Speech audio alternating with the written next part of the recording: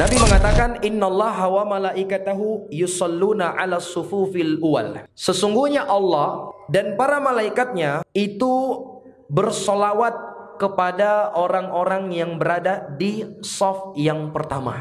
Orang yang berada di shaf yang pertama.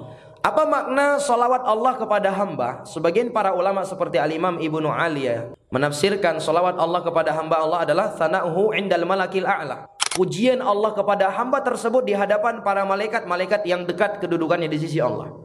Jadi kalau Allah bersalawat kepada seorang hamba, Allah Subhanahu wa taala akan memuji dia di hadapan para malaikatnya. Adapun makna solawat malaikat kepada hamba adalah malaikat tersebut akan mendoakan kebaikan-kebaikan untuk hamba tersebut. Siapa mereka ini jamaah? Orang yang sholat di shaf yang pertama.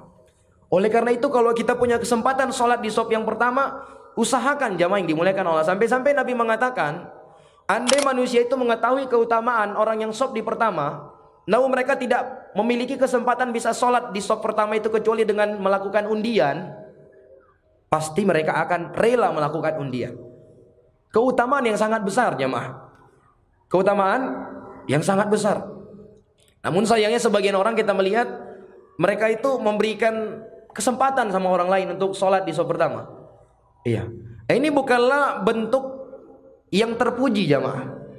Mendahulukan orang lain, itsar kepada orang lain dalam urusan akhirat itu tercela, makruh hukumnya kata Imam An-Nawawi. Mendahulukan orang lain dalam urusan akhirat itu makruh hukumnya. Misal nih kita berada di shaf kedua, ternyata ada jarak yang kosong di shaf pertama. Lalu kita bilang, ya, silakan aja Pak, silakan. Itu makruh hukumnya. Jangan bilang, oh ini masya Allah nih dermawan sekali orang. Enggak. Itu makruh kata para ulama. Iya. Yang terpuji itu adalah ketika kita mendahulukan orang lain dalam urusan dunia. Itu baru terpuji. Tapi kalau urusan akhirat dia makruh hukumnya. Jadi berlomba jamaah yang dimuliakan Allah.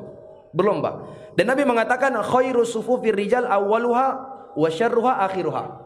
Seutama-utama, sebaik-baik shafnya para lelaki itu adalah yang paling depan, dan yang paling buruk yang paling belakang. Maksud paling buruk di sini kata para ulama yang paling sedikit pahalanya. Jadi semakin ke belakang pahalanya tidak sebanyak yang di depan. Semakin ke depan semakin banyak pahalanya. Bagaimana dengan para wanita? Para wanita juga demikian. Para wanita juga demikian. Yang terbaik yang paling terdepan. Kecuali apabila wanita dan lelaki itu sholat di satu tempat yang tidak ada pemisah antara mereka. Itulah masuk dalam hadis Nabi, wa khairu sufufin nisa akhiruha wa syarruha awaluha. Seburuk-buruk shaf wanita yang paling depan, yang paling terbaik yang paling belakang. Itu kata para ulama ketika mereka sholat di tempat yang di situ digabung antara laki-laki dan perempuan. Seperti di masjid-masjid kebanyakan kaum muslimin, kita sholat di sini, di belakang para wanita. Adapun di masjid kita para wanita di lantai 2 misalnya, atau ada yang memisahkan ruangan tersendiri. Maka ketika sudah ada yang memisah ruangan tersendiri, yang paling utamanya adalah yang paling terdepan. Demikian yang dijelaskan oleh para ulama.